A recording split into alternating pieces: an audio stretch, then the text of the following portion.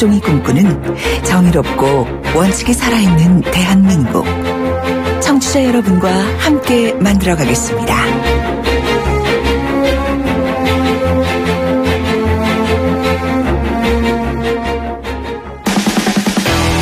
돌려보고 비틀어보는 오늘의 이슈. 이종훈의 뉴스 측면 승부. 네, 오늘의 핫 이슈 한 가지 돌려보고 비틀어보겠습니다. 시사계의 측면 승부사 이종훈 박사 오셨습니다. 안녕하십니까? 네, 안녕하세요. 오늘은 어떤 이슈를 들고 오셨습니까? 독약처. 예.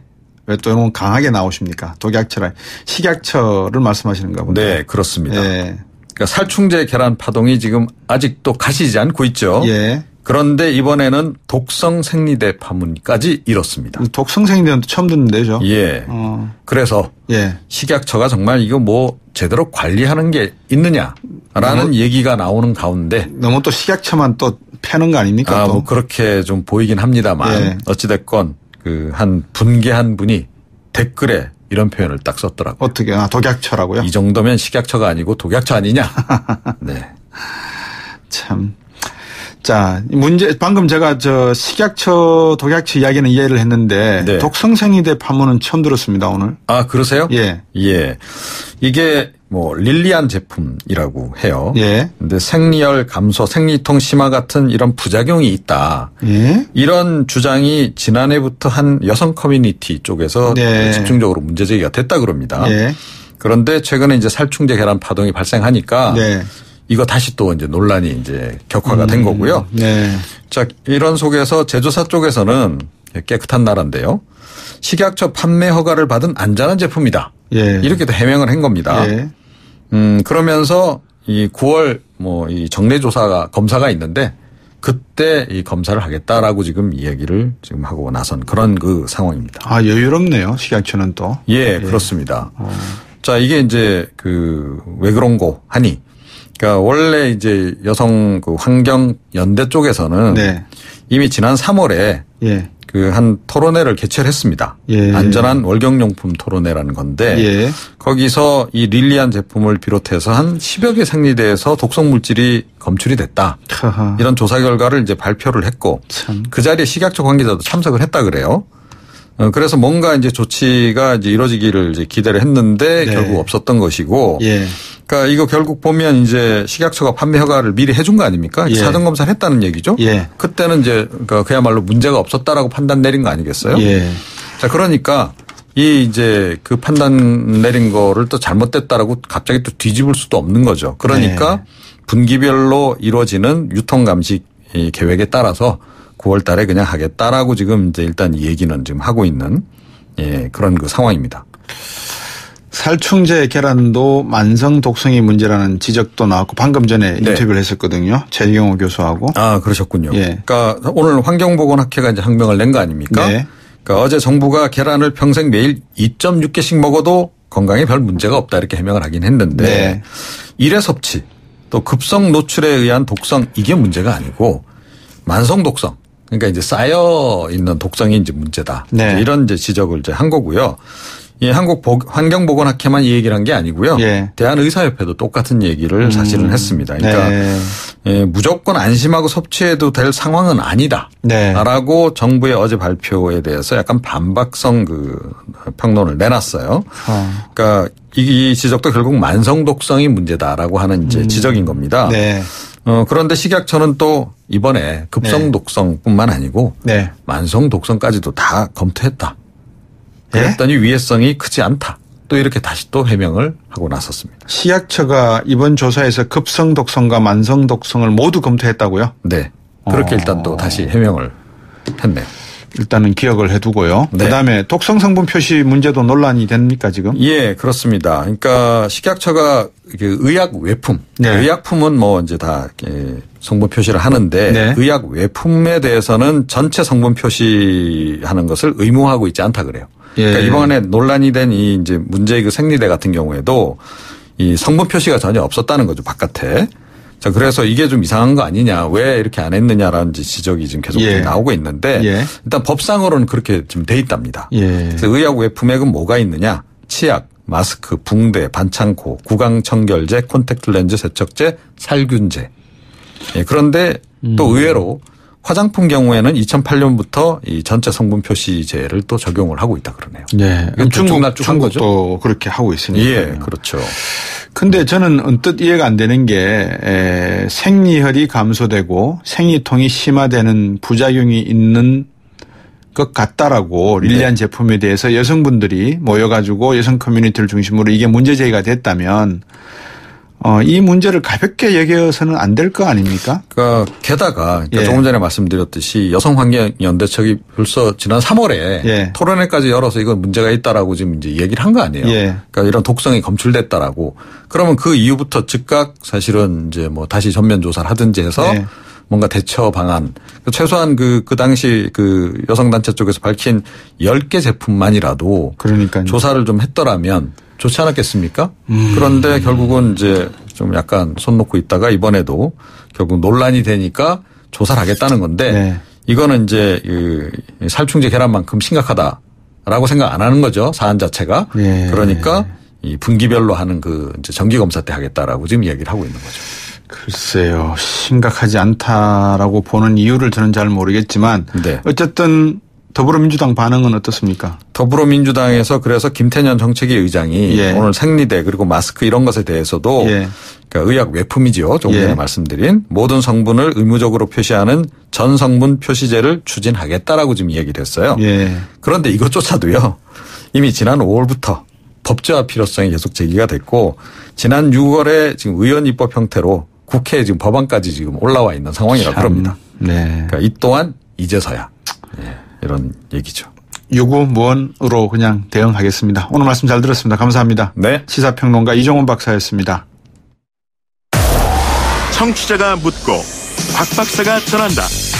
방송을 들으시면서 궁금하신 사항은 문자 메시지로 보내주세요. 샵 0945번 우물정 0945번으로 짧은 문자 50원 긴 문자 100원의 정보 이용료가 있는 문자 메시지로 보내주시면 박 박사가 꼼꼼하게 읽고 인터뷰에서 대신 질문해드립니다. 오늘 들으신 인터뷰 방송은 YTN 라디오 곽수중의 뉴스 정면 승부 홈페이지나 팟캐스트 팟빵을 통해 다시 확인하실 수도 있습니다.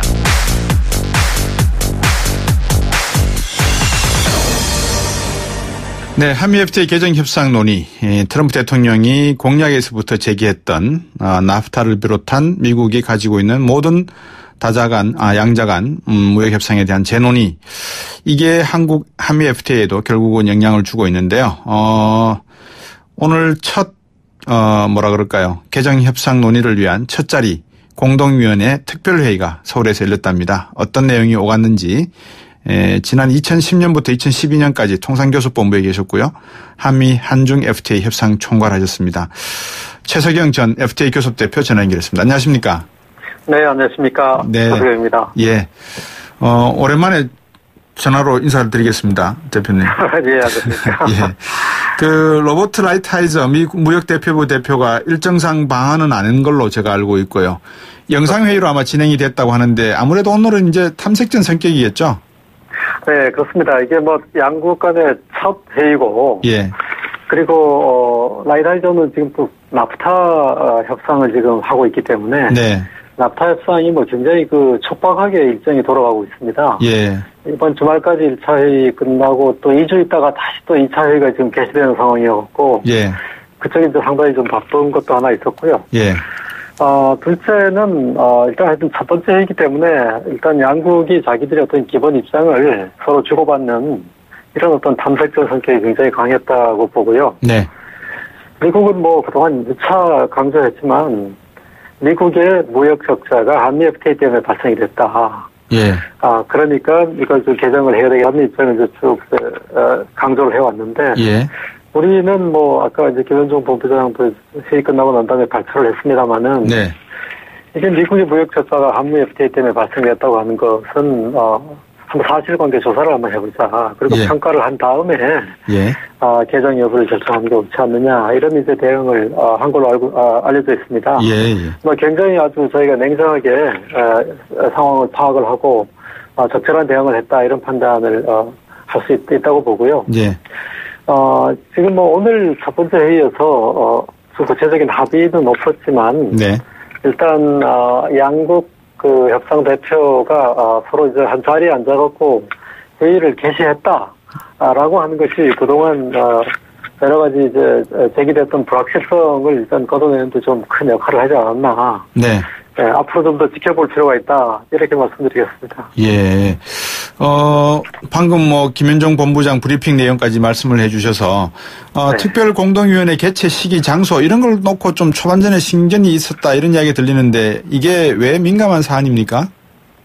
예, 사실은 이게 그 협정 규정으로 볼 때는, 네.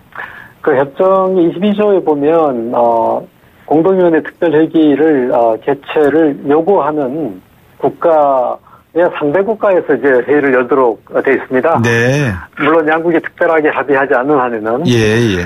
그럼에도 불구하고 미국이 먼저 이번 1차 특별회기를 워싱턴에서 개최하자고 이제 일반적으로 먼저 요구를 했기 때문에. 네. 이것은 사실은 협정의 기본 어떤 그 정신에 좀 약간 어긋나고. 예. 그런 상황에서 한국이 협정 규정대로 하자 이렇게 해갖고. 서울에 이제 개최하는 걸 이제 관찰을 했는데, 예. 이건 원칙대로 했다 이렇게 말씀드릴 수가 있고요. 예. 미국이 그럼에도 불구하고 이걸 워싱턴 개최를 주장한 이유는 아무래도 이제 그동안 트럼프 대통령이 강경하게 이제 무역 정책을 이제 천명을 했는데, 네. 그러니까 협상 상대국 수석 대표를 이제 워싱턴에 끌어들여갖고 자기들 국내 이해 당사자들한테 굉장히 어떤 이 공약을 성실하게 이행한다라고 하는 모습을, 전달하려고 하는 어떤 홍보적인 그런 측면이 강하지 않았나 이런 생각이 듭니다. 네. 양측 논의 과정이 금방 끝나지는 않겠죠, 그죠? 예, 지금 이제 미국이 이제 이번 첫 번째 회의에도 미국은 협정 개정을 이제 주장을 했고 우리는 개정 여부를 결정하기 전에. 예. 일단 하여튼 협정의 효과 분석을 먼저 선행해야 된다 이런 입장을 표시했는데 일단 합의된 협정, 발의된 협정은 그 자체로서 타결될 당시 어떤 그 양국 간 이익의 균형을 반영을 하고 있기 때문에 네. 그 내용의 굉장히 작은 부분을 건들게 될 경우에 어차피 또 상대편은 또 자기들 또 이해관계를 또 요구하게 되고 네. 그렇기 때문에 협상을 이제 진행을 할 때 처음에 이제 굉장히 작은 부분을 이제 건드린다고 하더라도, 네. 나중에는 여러 가지 이제 복합적인 이슈를 이제 다뤄야 되는 상황이 되기 때문에, 새로운 이 균형을 만들려면 우리가 생각하는 것보다는 시간이 좀 더 걸리지 않겠나 이런 생각이 듭니다. 네. 우리가 이런 거야 그냥 개념적 차이니까 개정이라 부르든 네. 재협상이라고 부르든 어떤 내용으로 불러도 그게 중요한 게 아니라 미국이 네. 트럼프 대통령을 중심으로 해서 이번에 이 한미 FTA를 다시 한번 들여다보려고 하고 또 나프타 같은 미국이 가지고 있는 무역 협정을 다시 한번 들여다보려고 하는 본질적인 목적이 뭘까요? 제가 볼 때는, 이건, 사실은 미국의 어떤 국내 정치적인 요인, 네. 이런 부분이 더 많이 작용하지 않았나 생각이 들고요. 예.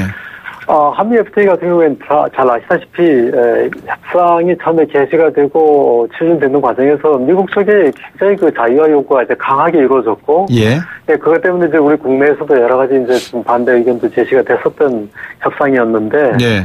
결과적으로는 한미 FTA가 양쪽의 어떤 윈윈하는 예. 그런 협정이라고 해갖고 미국 내에서도 굉장히 높게 평가를 한 협정이거든요. 예. 근데 그런 협정을 이제 트럼프 대통령이 들어와갖고 갑자기 이 협정이 끔찍한 협정이다, 나쁜 협정이다 이렇게 이제 주장을 하면서 이게 개정을 요구하고 있는 것은 네. 기본적으로 그 동안에 이제 진행되어 왔던 국제 통상 질서, 예를 들어 이제 무역 자유화의 어떤 추세 같은 것들이 일단 어떤 새로운 어떤 반전을 맞는 이런 시기에 접어들지 않았나 이런 생각도 듭니다. 예. 그래서 이제 미국 트럼프 대통령이 주장하는 것은 약간 보호주의적이고 예. 반리무역적인 성격이 굉장히 많이 포함이 돼 있다. 예, 그래서 이제 이런 논의가 향후에 어떤 새로운 무역 규범을 만드는데 큰 선례를 구성할 수 있기 때문에 네. 우리 무역 의존도가 높은 우리나라 같은 경우에는 나프타 협상 경과도 굉장히 관찰을 많이 해야 되고 예. 한미 FTA 지금 개정 협상도 저희로서는 헌신의 준비를 해야 되지 않겠나 이런 생각이 듭니다. 예, 방금 말씀하셨지만 나프타 협정에 대한 어떤 유탄을 안 맞기 위해서라도 우리가 관찰을 자세히 해야 된다라고 말씀을 주셨는데 우리 최석영 대사께서 워싱턴 DC에 계실 때만 하더라도 피터슨 IIE의 제프리 샷이라든지 그리고 하원의 웨이즈 앤 민스 커미티의 찰스 랭걸 의장 이런 분들이 상당히 한미 FTA를 지원하고 지지하는 입장 아니었습니까? 그죠? 그렇습니다. 예. 근데 이게 이제 트럼프 정부가 들어와서 갑작스럽게 한미 FTA와 나프타 같은 이런 그 자유무역 협정을 재협상하자라고 하는 것은 무역 불균형에 어떤 문제가 있다 이렇게 보는 겁니까? 저는 미국 쪽에서 주장하는 어떤 제조업 분야 무역에 있어서 불균형을 이제 주장을 하고 있는데, 네. 그거는 굉장히 이 편향된 시각이 아닌가 이런 생각이 듭니다. 예. 지금 아시다시피 그 FTA 협정은 상품, 서비스, 예. 그다음에 지식재산권, 그다음에 규범 이런 이제 광범위한 분야를 그렇죠. 다 이제 망라를 하고 있고, 예. 그다음에 한미 간의 교육 구조를 볼 때도 특정 제조업 분야에 미국이 적자를 보는 게 있다고 한다면 예. 사실 농산물 분야는 한국이 전적으로 지금 적자를 보고 있고요. 예. 서비스 교육도 저희가 마이너스입니다. 그리고 미국에 대한 아웃바운드 투자도 우리가 훨씬 더 많고요. 네네. 그러니까 종합적으로 볼 때는 사실은 한미 간 교육 구조는 굉장히 건강하고 예. 한미 FTA 발효 이후에 오히려 확대 균형을 모색하는 이런 이제 건강한 관계라고 생각이 드는데 예. 미국 정부가 주장하는 그런 이제 논리는 굉장히 이 좁은 영역에 예. 주장을 하고 있고 예. 전체적으로 볼 때는 좀 이게 한미성은 좀 결여되고 있다 이렇게 주장할 수 있겠습니다. 그 한중 FTA도 하셨으니까 중국도 나중에 향후에 한중 FTA에서 맺어졌던 여러 가지 내용 등을 가지고 우리에게 미국이 하던 식으로 재협상 이야기를 꺼낼 수 있을까요? 제가 볼 때는 이 발효된 협정에 대해서 개정을 요구하는 건 어느 나라든지 할 수가 있다고 보고요. 네. 사실은 한중 FTA 관련해 갖고는 품목에 따라서는 사실은 중국이 보호하고 있는 품목이 훨씬 더 많다고 봅니다. 네. 그렇기 때문에 나중에 예를 들어 갖고 우리가 무역 자유화를 더 요구를 할 때 네. 우리가 이제 우리 어떤 주력 수출 품목에 대한 중국 시장 접근 확대를 우리가 요구를 하기 위해 갖고 예. 협정 개정을 우리가 요구할 수도 있다고 봅니다. 네. 우리가 할 수 있는 부분 중에서 동북 삼성에 대한 한중 FTA 과정 속에서 협상문에 제대로 된 내용이 포함이 안 돼 있다 이런 지적도 있는데 이 문제는 어떤 문제입니까? 구체적으로 지금 어떤 동북 삼성에 대한 투자 문제라든지 네 이런 문제 가지고는 제대로 지적이 안 돼 있는 것 같다 이런 지적이 있더라고요. 투자 말이죠. 예. 그러니까 지금 한중 FTA 협정은 예. 기본적으로 이제 상품 분야에 좀 주력한 협정이기 때문에 네. 투자하고 서비스 분야는 지금 빠져 있는 셈이죠. 하는 그런 상황이기 때문에 그건 나중에 보완이 될 거라고 봅니다. 예. 자, 이 로버트 라이트하이저 미국 무역 대표부 저번에는 다른 분이었는데 이분은 어떤 인물입니까? 예, 라이트하이저는 소위 이제 올드보이라고 지금 하고 있습니다만은. 예. 1980년대 레이건 행정부 때 예.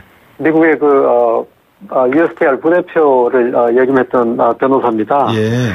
당시에 이제 미국이 굉장히 어떤 강력한 아메리카라고 한 기치하에 예. 굉장히 공격적인 이제 무역 협상을 추진을 했습니다. 예. 그래갖고 좀 일본 같은 경우에도 이제 당시 USTR이 굉장히 강력하게 압박을 하면서 협상을 한 적이 있는데요. 네. 여기 지금 라이트하이저 USTR 같은 경우에는 USTR에 있을 때도 그랬지만 예. 퇴직하고 나서는 약 한 30년 동안 예. 주로 이제 미국의 반덤핑 그다음에 이제 이 상계관세 네. 이런 쪽을 전공을 하면서 미국 업계 이익을 대변해온 변호사 활동을 했거든요. 예. 주로 철강 회사의 이익을 대변하는 변호인 역할을 했습니다. 예. 그래서 지금 저희 알고 있는 친구들한테서 이제 얘기를 들어보면 예. 굉장히 냉정한 그리고 굉장히 공격적인 네. 그리고 이제 자유무역주의자보다는 오히려 보호무역과 관리무역을 중시하는 이런 기조를 취한다 이렇게 알려져 있습니다. 예. 휴전 휴합보다는 조금 더 매파다 이렇게 말씀이 들리는군요. 이 중국에 대한 미국 측의 어떤 무역 분쟁 이게 우리나라에 미칠 영향 간단하게 한번 설명해 주실 수 있겠습니까? 예, 사실은 지금 미중 간의 어떤 구조적인 갈등, 이게 사실 미국이 겪고 있는 적자 연간 한 7,500억 정도 되는데 그중에 한 반 정도가 지금 중국 때문에 발생이 되고. 그렇죠.